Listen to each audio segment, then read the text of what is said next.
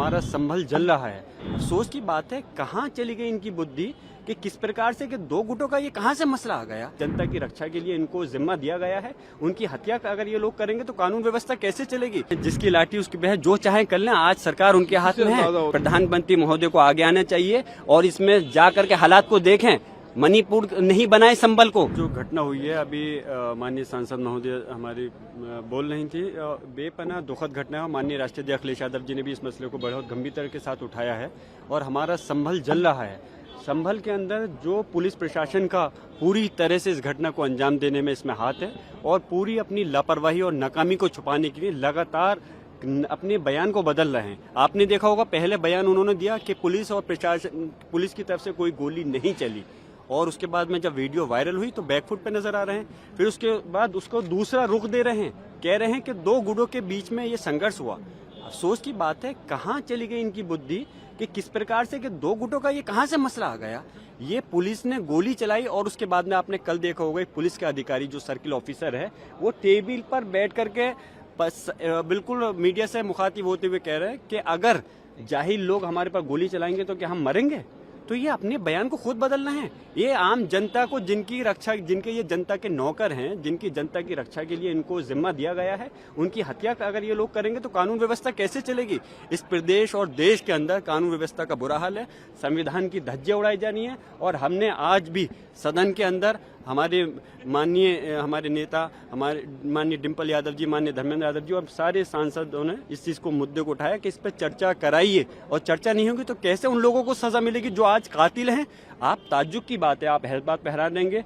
वहाँ district DM कह रहे हैं कि हमने एक जांच बैठा दी है, और जांच भी जो लोगों पर आरोप है अगर वही लोग जांच करेंगे तो कैसे हक और इंसाफ मिलेगा। इसकी जांच सिटिंग हाई कोर्ट के जज से होनी चाहिए, हमारी मांग है। और जो इसमें अधिकारी दोषी हैं, चाहे के विश्नोई जो पुलिस अधीक्षक संभल है या सीओ अनुज चौधरी है, उनके खिलाफ हत्या का मुकदमा दर्ज होना चाहिए। सीधे गोली स्टेट फायरिंग कर रहे हैं और वो जेल की सलाखों के पीछे होनी चाहिए, हमारी मांग है। तभी इन लोगों को इंसाफ मिलेगा। जिन लोग पीड़ित परिवार हैं, जैसे भी बताया कि पीड़ित परिवार के लोगों को, परिवार को उठा करके लेके गए वहां से, घर से उन पर दबाव बनाया जा रहा है कि उनसे खाली कागज पे, कोरे कागज पे सिग्नेचर, अंगूठे लिए गए और उनकी तरफ से मुकदमा दर्ज कर दिया गया है कि हम लोग गुजर रहे थे, दो पक्षों में फायरिंग की, उस पर हमारी गोली चल गई।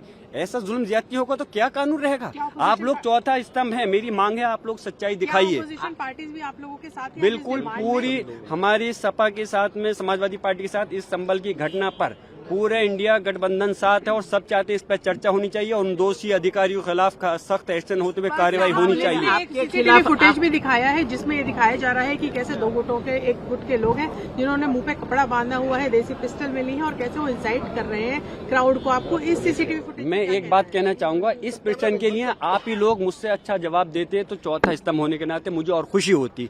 कपड़ा बांध करके मैं पूछ रहा हूँ, अगर इसमें इसकी जगह पर कल को आपके भी बच्चा हो सकता था, इन पुलिस अधिकारियों का भी बच्चा हो सकता था, अगर क्या उसके साथ भी ऐसे ये गोली उठा करके मारते। आप हैरान होंगे, एक व्यक्ति को जिन्होंने लाठी मारते मारते गिर गया, उसको पिस्टल से निकाल के गोली मार दी गई।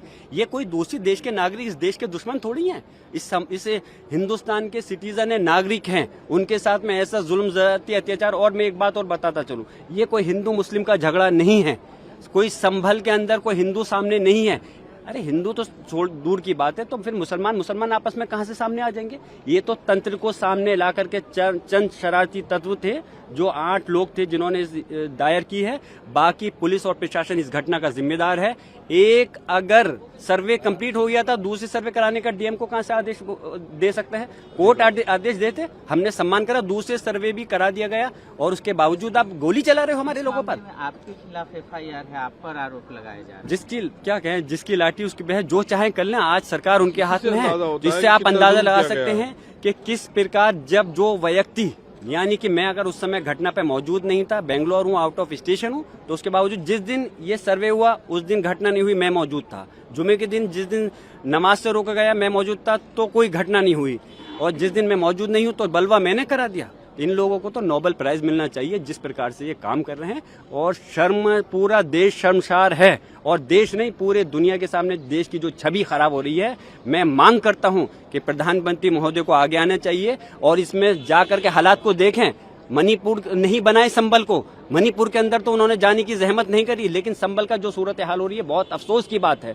जो हट धर्मी तानाशाही चल रही है इस पे लगाम लगनी चाहिए। जो अननेम्ड FIR हुई है उनकी आड़ में लोगों को परेशान किया जा रहा है, टॉर्चर किया जा रहा है, उसको तुरंत रुकना चाहिए। ऐसी हमारी सारी माननीय सांसदों की मांग है, समाजवादी पार्टी के इंडिया गठबंधन की मांग है। बहुत बहुत शुक्रिया।